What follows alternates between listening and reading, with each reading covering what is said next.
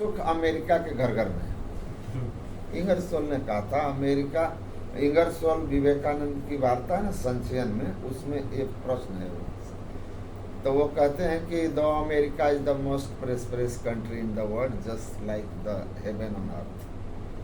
धरती पर स्वर्ग की तरह है।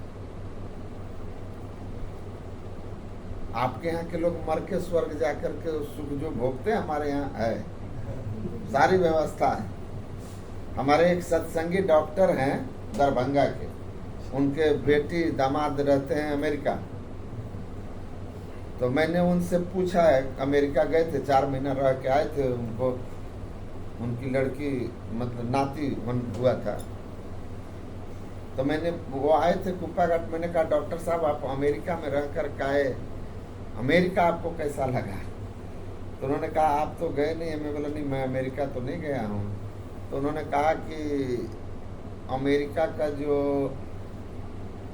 न्यूयॉर्क शहर है वो अपने भारत के सबसे डेवलप शहर मुंबई से 200 साल आगे है। वो दोनों जगह रहे थे, 200 ईयर्स एगो, मतलब अहेड। तो आप सोचो 200 वर्ष में कहाँ जाएगा। बस इतना ही बोला। मैंने कहा बस रहने दो, समझ गया। तो वो कहते हैं धरती पर स्वर्ग की तरह है हमारा अमेरिका, जो आपके देश के पुण्यात्मा को मरने के बाद मिलता है वैसा आपके धर्म ग्रंथों में। तो मुझे समझ में नहीं आता कि धरती पर स्वर्ग की व्यवस्था के बावजूद हमारा अमेरिका जो है, अमेरिका के लोग इतने अशांत क्यों हैं? Why every American feels so unrest in his life? इतने अशांत क्यों हैं कि उनको नींद के लिए भी नशा या फिर टैबलेट्स, दवा, नशा या दवा लेनी पड़ती है। मैं ये समझ नहीं पाया। आप तो अमेरिका को देखे, क्या कहना है आपको? तो स्वामी विवेकानंद ने कहा कि एक राजा के 100 कमरे का महल था, लेकिन राजा अशांत था, दुखी था। उसको समझ में नहीं आता था कि जीवन की सारी सुख सुविधाओं के बीच में दुखी क्यों, अशांत क्यों। तो बड़े बड़े वास्तुशास्त्रविद जानते हैं ना, तो वास्तुशास्त्री को बुलाकर कहता कि अब मेरी अशांति का कारण क्या है? तो वास्तुशास्त्र वाले आते तो कहते कि राजन थोड़ा किचन इधर कर लो, कोई कहता कि शौचालय इधर कर लो, कोई कहता कुछ और इधर कर लो। मतलब 10 सालों से कोई ना कोई आता, कुछ ना कुछ तोड़फोड़ करवा ही देता, क्योंकि फी लिया है तो कुछ तो करेगा ना।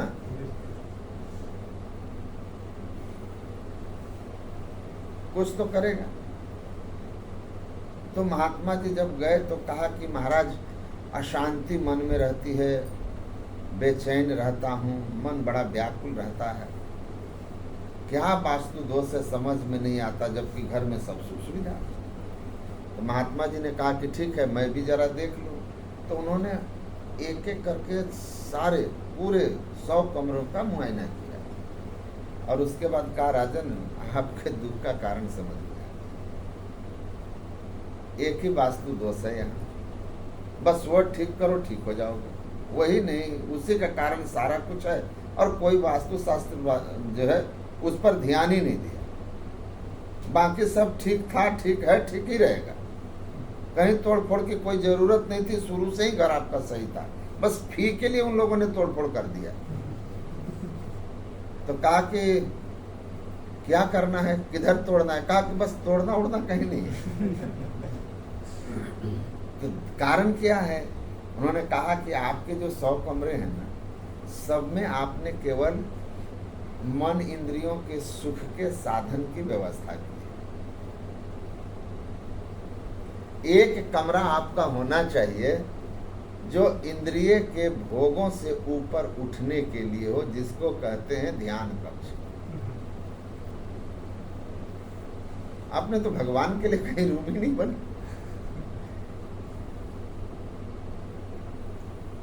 कोई ध्यान कक्ष नहीं है आपके, कोई ईश्वर भगवत भक्ति के लिए, पूजा के लिए कोई आपके कमरे में जगह ही नहीं है। तो शांति ये है आपका मूल कारण।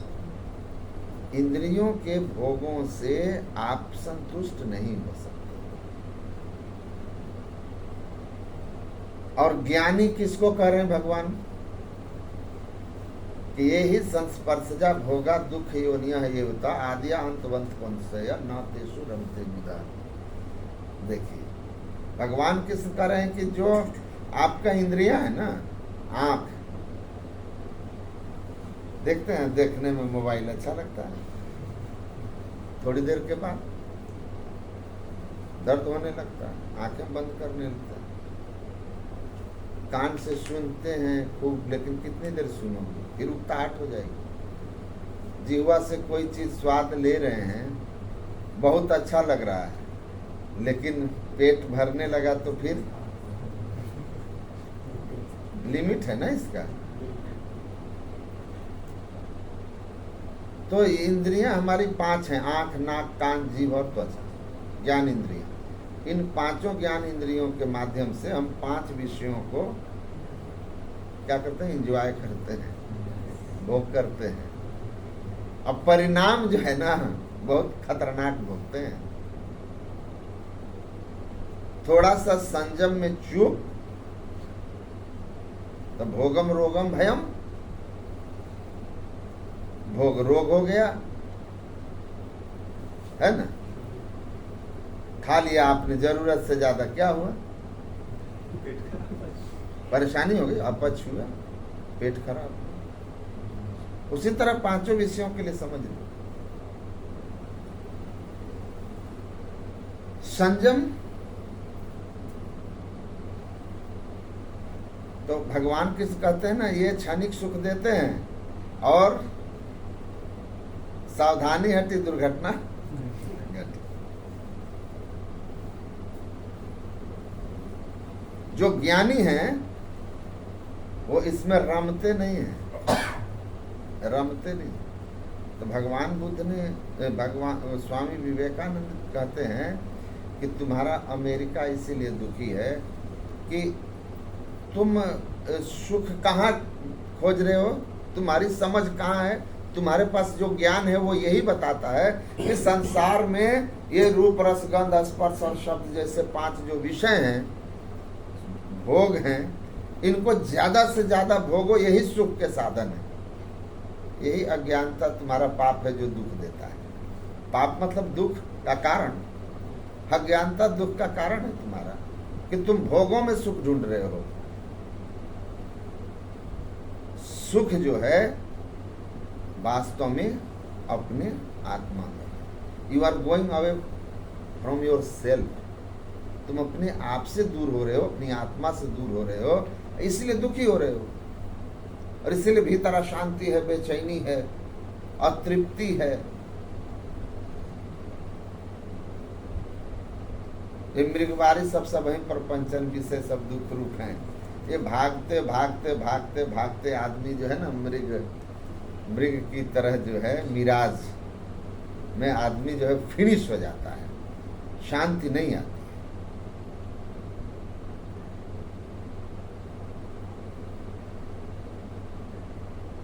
तो मैं कह रहा था कि वो सिंगापुर में मैं कहा कि शांति जो है ना, वो हमारी आत्मा में है। तन सुख, मन सुख, ना सुख तेरो, आत्म सुख निज तेरो। आत्म सुख गुरु महाराज कहते हैं आपका है। शास्त्र कहता है आत्मा ही सुख का साधन है। तो आप दुनिया में कहीं भी चले जाओ, भगवान विष्णु ने राजा चित्रकेतु से कहा कि लब्धवे मानुषम योनि ज्ञान विज्ञान संभवम आत्मा नम यो न बुद्धेत न क्वचि क्षमा। ज्ञान विज्ञान के स्रोत स्वरूप यह मानव शरीर पाकर आप अगर आत्मज्ञान प्राप्त करना छोड़ करके आत्मा को जानना, अपने आप को जानने के अतिरिक्त और कोई भी साधन करके आप किसी स्वर्ग में भी चले जाते हो तो स्वर्ग स्वल्प अंत दुखदायी, अंत में आपको दुख ही मिलेगा। शाश्वत सुख जो है वो आत्म सुख है। तो आत्म सुख प्राप्ति ही शांति का मार्ग है, सुख और आनंद का मार्ग है। तो वो विद्यार्थी लोग जो थे ना, वो पढ़ते हैं वहाँ सिंगापुर में, साउथ के तमिल के वहाँ बहुसंख्यक लोग हैं। नाम ही है लिटिल इंडिया, एक उनका टाउनशिप है लिटिल इंडिया, बहुत बड़ा इलाका है। तो उसमें ज़्यादातर लोग इंडिया, पाकिस्तान और बांग्लादेश के हैं, क्योंकि जब भारत विभाजित नहीं था तो उस समय सिंगापुर बहुत से भारतीय गए थे, तो इसलिए उसका नाम लिटिल इंडिया पड़ा। बाद में पाकिस्तान और बांग्लादेश अलग हो गए, लेकिन वो नाम लिटिल इंडिया ही है उसका। तो बहुत सारे थे। वही मैं जब बोल के आया तो उसने मुझे कहा कि स्वामी जी, जो आप अपने स्पीच में बोल रहे थे कि स्पिरिचुअलिटी और the knowledge of self is the only way of having perpetual peace and bliss, this is the real happiness, the happiness self. तो so everybody should go through the meditation, satsang. तो मैंने कहा कि तो कहा कि आई एम नॉट एग्री, मैं सहमत नहीं हूँ इस बात से। मैं क्यों? मैं तो कहा कि meditation pleases you, so this is your, may be your way of getting happiness, but having meat, fish, drinking, dancing, this is the my way of getting happiness.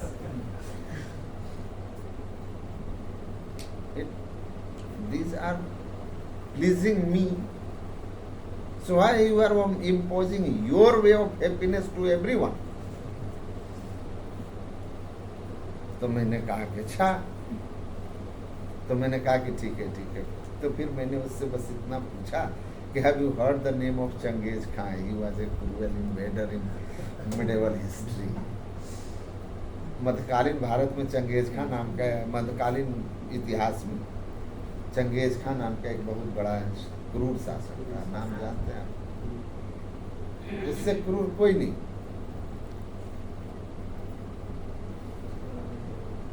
तो मैंने कहा, तो बोला कि चंगेज खान का नाम सुने हैं? वो इंडियन था, सुना तो था, तमिल था, सुना है। मैंने कहा कि आप जानते हो what was his way of getting happiness? तो कहा कि नो। मैं कहा वो जहाँ भी लोगों को आक्रमण करता था तो पहले तो मारकर खोपड़ी का वो पहाड़ बना देता था, उसके बाद जो कुछ काम लायक रहते थे सबको पकड़ के लाता, कुछ को गुलाम बनाता, कुछ को सेना में रखता।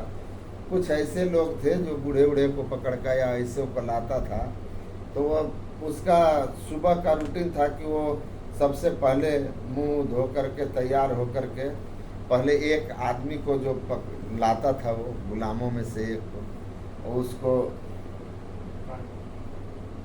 हलाल करता था, स्लिटिंग हलाल करता था। उसके बाद वो छटपटाता था,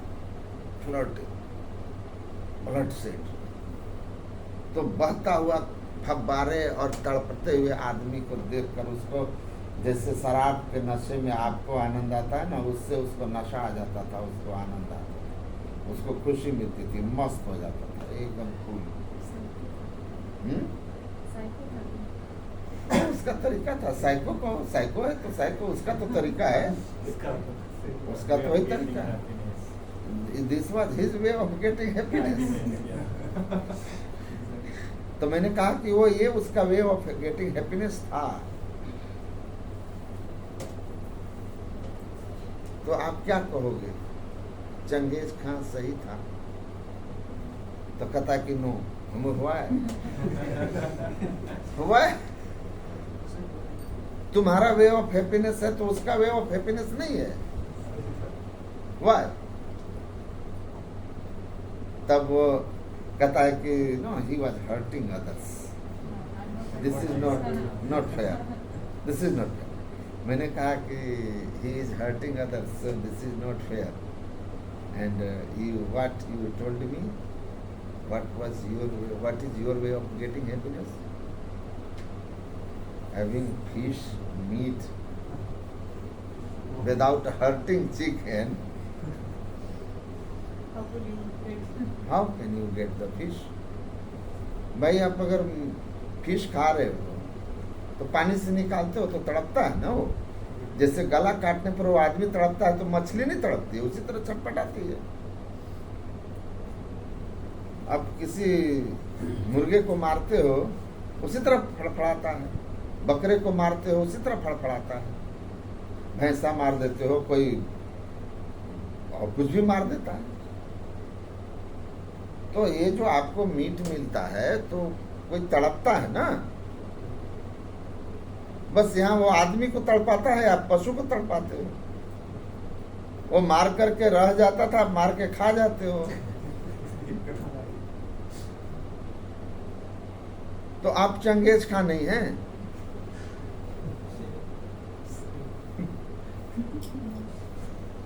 आप चंगेज खां हैं भाई, बकरे के लिए चंगेज खां ही हो। हैप्पी न्यू ईयर का मैसेज आता है साल में एक बार, 1 जनवरी को लोग भेजते हैं ना सबको, happy new year, happy new year. मैं मन में सोचता हूँ ये बकरों का, मुर्गों का हैप्पी न्यू ईयर कैसा होता है? बताओ। उनका एंड ऑफ द ईयर होता है, उसका एंड ऑफ द ईयर होता है। वो बेचारे मनाते होंगे कि भाई थोड़ा लेट कर जाओ, कुछ दिन और रह लें। थर्सडे हो गया तो एक दिन बाद। हाँ, अरे वो तो कुछ लोगों के लिए थर्सडे हो जाता है। कुछ लोग बोलते हैं कि एक थर्सडे में एक फ्राइडे भी कर लूंगा, लेकिन फर्स्ट ईयर है तो रहने दो। तो मैंने जब उससे कहा ना तो वो चक्कर में फंस गया। फिर कहता है कि यार दिस इज नॉट राइट, ये सही नहीं है, मांस मछली खाना सही नहीं है, क्योंकि हर्ट होता है। वो अपनी बात पे फंस गया था। फिर कहता है कि ड्रिंकिंग में क्या दिक्कत है, उसमें तो कोई बात नहीं। हम बोले यार आज हमको भी पाला चेला से पाला, ये भी दम नहीं मारेगा। ड्रिंकिंग में क्या प्रॉब्लम है? वो तो ग्रेन से बनता है, फ्रूट से बनता है। हम बोले कि हाँ वो आपका बात ठीक है, उसमें किसी को हर्ट आप नहीं करते हो शराब बनाने में, लेकिन शराब पी लेने के बाद हर्ट कर सकते हो, हर्ट हो सकते हो। पहली बात कि शराब के नशे में आदमी क्या बोल रहा है, क्या कर रहा है पता नहीं। दूसरी बात, शराब के नशे में आप कहीं गिर भी सकते हो, एक्सीडेंट कर सकते हो। तीसरी और महत्वपूर्ण बात, शास्त्र में शराब को इसलिए मना किया गया है, 2 महत्वपूर्ण कारण है। पहला कारण, शास्त्र में इसको पाप निषेध इसलिए कहा कि ये आत्महत्या जैसा है। शराब आत्महत्या जैसा है। एक तो शराब के नशे में आप देखते हैं एक्सीडेंट ज्यादा किससे होता है? नशे की हालत में, नशे की हालत में।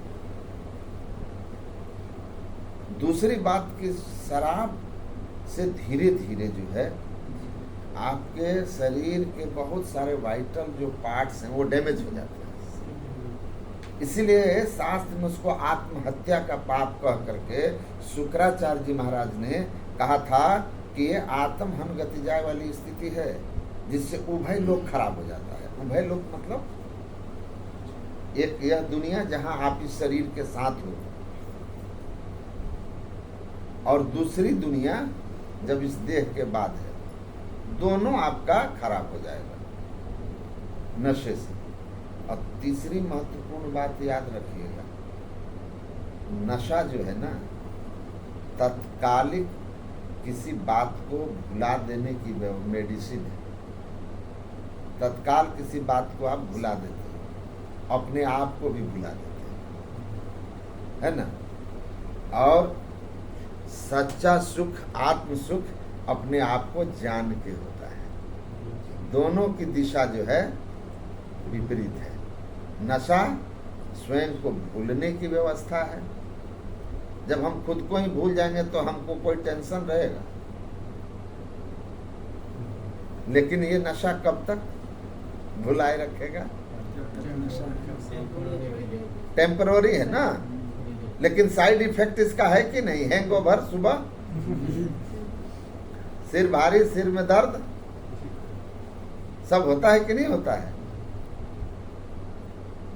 और धीरे धीरे देखते हैं जो मच्छर है, आजकल आप लगा दीजिए वो ऑल आउट, तब भी काटता है। उसको ऑल आउट नशा सहने की शक्ति आ गई है। इस नशे से पहले वो बेहोश होता था, अब धीरे धीरे उसको 2-4 पैक, जैसे शुरू में एक पैक में भी आदमी लुढ़क जाता है, बाद में पूरी बोतल निकल जाता है ना, फिर भी खड़ा रहता है। वैसे मच्छर आप भी धीरे धीरे क्या हो जाओगे, 1 पैक 2 पैक, उसके बाद 2 पैक के बाद फिर याद नहीं रहता कि नशा जो है 2 पैक से ज्यादा नहीं करना है, लिमिट रखना है। फिर उसके बाद लिमिट खत्म हो जाता है, समझे कि नहीं? खत्म हो जाता। देखिए मैं एक सच्ची घटना बता रहा हूँ। एक दादा पोता रिश्ते के थे।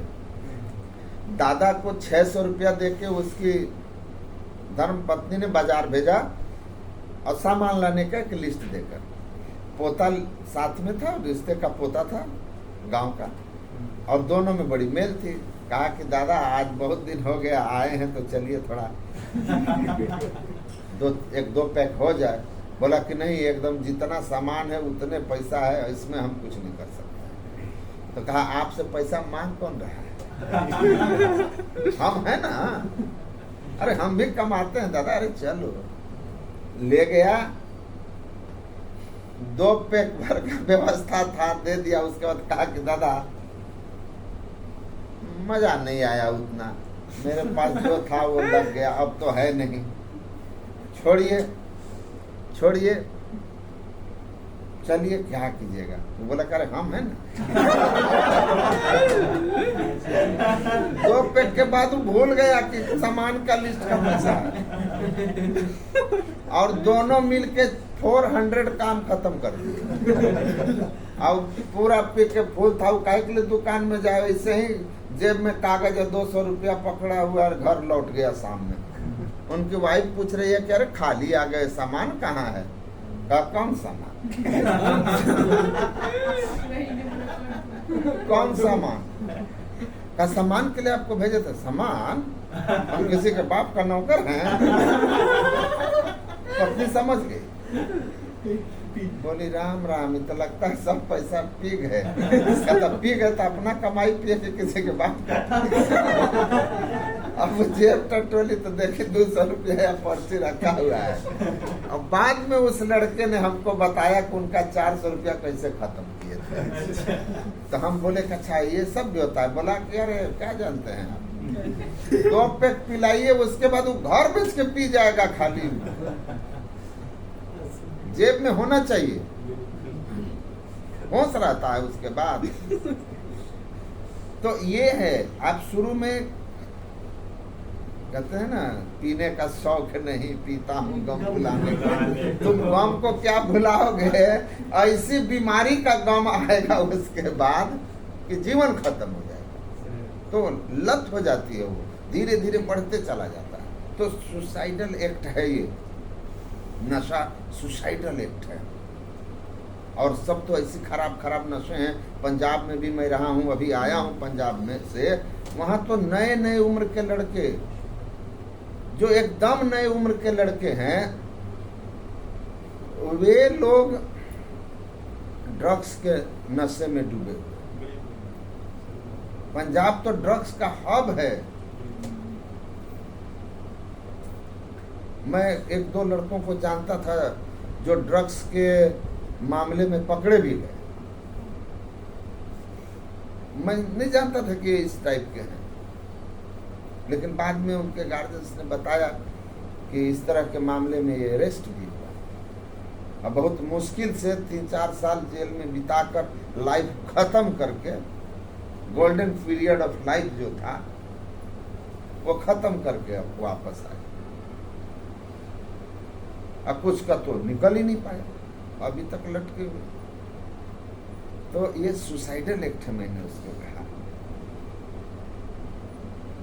मैंने कहा ये आपको एक्सपीरियंस होगा कि आपके साथी नशे की हालत में क्या क्या करते हैं। मैं तो खुद ही दिल्ली में था, अपने एक दोस्त के बर्थडे पार्टी में रात के 10:30 बजे गया, नेहरू प्लेस के एक रेस्टोरेंट में। और वहाँ गए तो हमारे 15-16 का ग्रुप था, और उसमें एक पक्ष जो था वो 2-4 उसमें से ड्रिंक कर लिए और उनके कुछ कमेंट कर दिया उनके दोस्त पर। आप बस समझ जाओ किन पर। पर दूसरा भड़क गया कि तुम मेरे दोस्त पर क्यों कमेंट मारे। और दोनों आपस में बातचीत करते करते लड़ गए। दोनों के 2-4 पर्सनल फ्रेंड थे, वो आपस में मारपीट शुरू कर दिए। और हम लोग खाए भी नहीं थे, 3 थे, हम लोग भाग खड़े हुए। हम बोले तो जो पकड़ा गया था उसी को मार रहे हैं। जो मिल जाए, आप भले न्यूट्रल हो, लेकिन उनको पड़ गए इधर वालों को या उधर वालों को तो मारना शुरू कर देते थे। वो ये सोच के कि ये उसके पक्ष में है, वो सोचता था उसके पक्ष में। तो हम 3 थे, हम लोग छोड़ के खाना भागे। हम बोले देखो खाओगे भोजन कम, मार ज्यादा लगेगा। मार ज्यादा खाना है यहाँ तो। हम लोग भाग गए। तो पता है, आप देखे होंगे नेहरू प्लेस में एक 5 स्टार होटल है, पार्क रॉयल इंटरकॉन्टिनेंटल। तो हमारे जो मित्र थे वो ब्राह्मण थे, बड़ी तेज थे।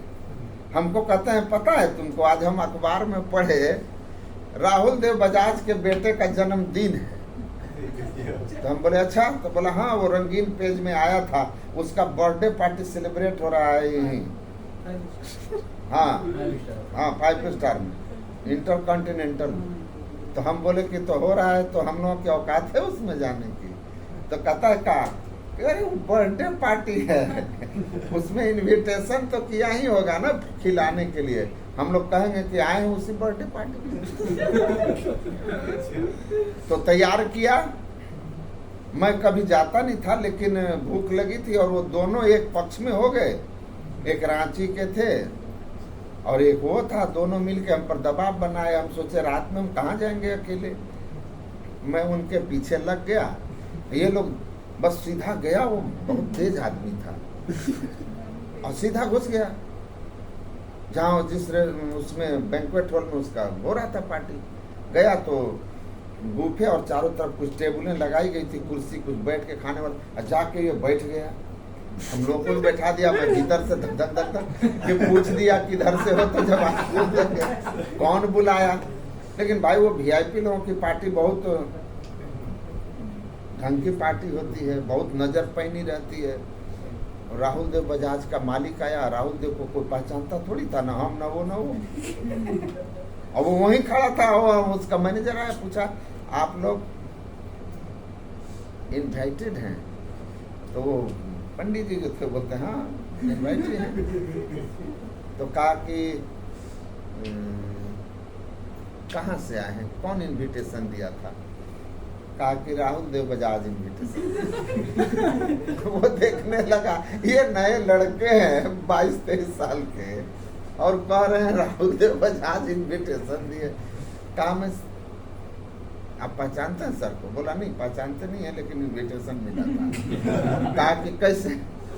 तो पूछा कि एक बात बताओ, आपने कितने लोगों को इनवाइट किया है यहाँ? कहा 500।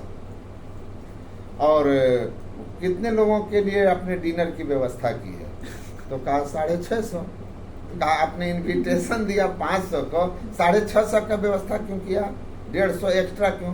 तो कुछ लोग होते हैं जो एक को इनविटेशन दिया तो 2 आ जाते हैं, बढ़ जाता है। तो कहा वो 150 में हम 3 हैं। वो जो 150 है ना, 500 का इनविटेशन और 650 का व्यवस्था, तो जो 150 एक्स्ट्रा है ना वो हम ही लोग के लिए है ना, उसी में से हम 3 हैं। तो उसके बाद वो देखने लगा, इसे भेजे थे उसको राहुल देव कि भाई पूछो ये लोग कौन है, कुछ मान लो कुछ भी हो सकता है ना, उन लोगों की पार्टी है। फिर ये क्या बोलता है, ऐसा बात बोला कि राहुल देव का तो बैटरी होता है ना पूरा डिस्चार्ज कर दिया। बोला कि सुनो, हम लोग एक पार्टी में गए थे, लड़ाई झगड़ा हो गई, हम लोग वहाँ खा नहीं पाए, भूख लगी थी, अखबार में राहुल देव बजाज के बेटे का बर्थडे पार्टी का पढ़े थे, हम लोग आ गए, ठीक है। अगर हम 3 के खाने से राहुल देव बजाज का फाइनेंशियल स्थिति खराब हो जाती है तो हम लोग उठ के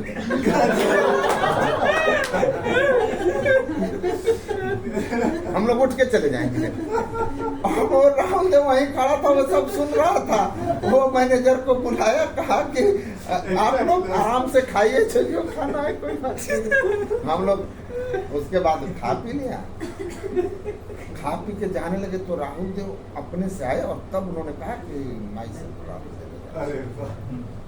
और तब कहा कि देखिए यहाँ जितने लोग आए हैं ना पार्टी में, वो सिर्फ फॉर्मेलिटी के लिए आए हैं, हमारे पार्टी में खाने के लिए तो आप ही 3 लोग आए।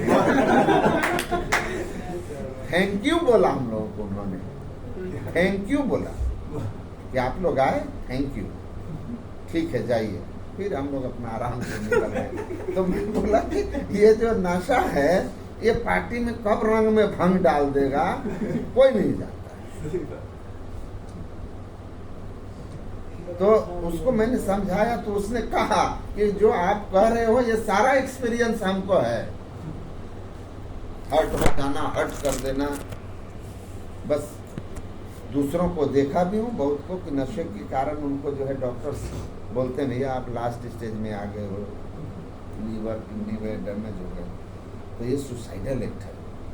तब वो लड़का संतुष्ट हो गया, सेटिस्फाइड हो गया, बोला कि ठीक है।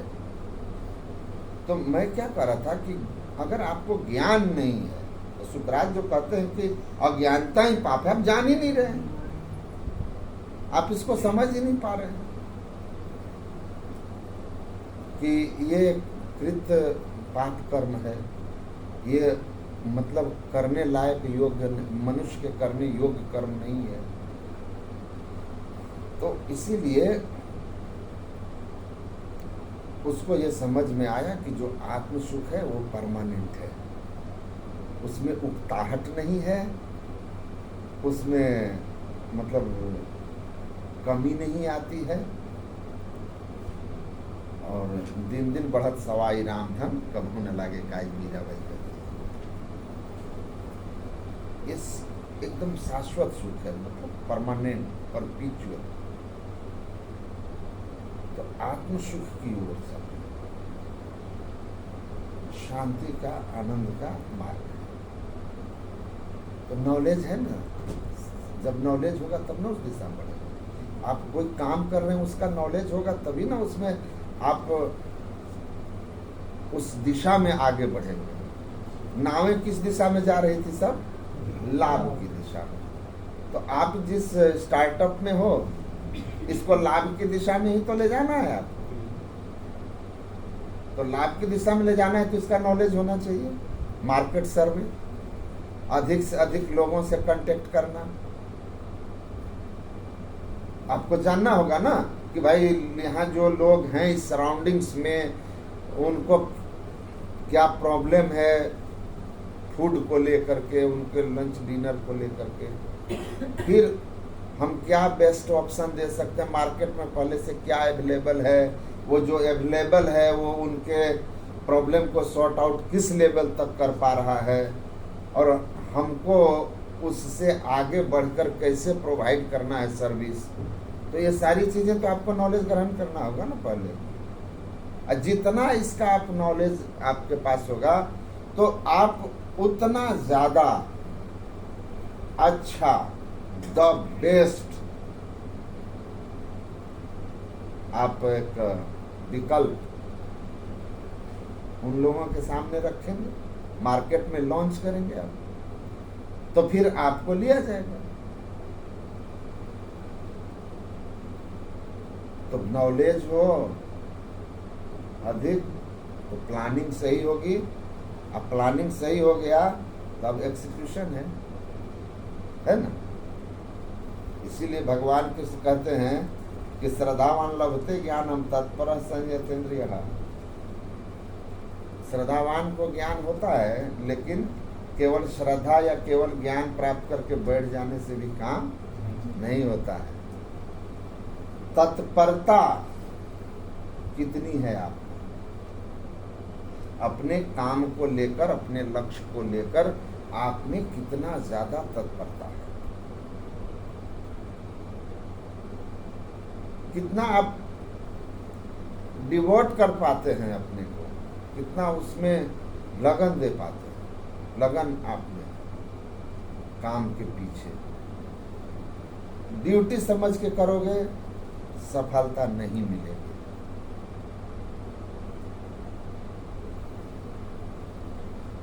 अगर मुझसे एक आदमी पूछ रहे थे, ऐसे बात हो रही थी तो बैठे तो बोला कि आप लोगों का सत्संग एक ड्यूटी है, इसीलिए आप परेशान नहीं होते। एक आईटी का स्टूडेंट बैठा हुआ था, स्पिरिचुअल, वो कहता है कि ड्यूटी समझ के करते तो ये कब का भाग गए रहते।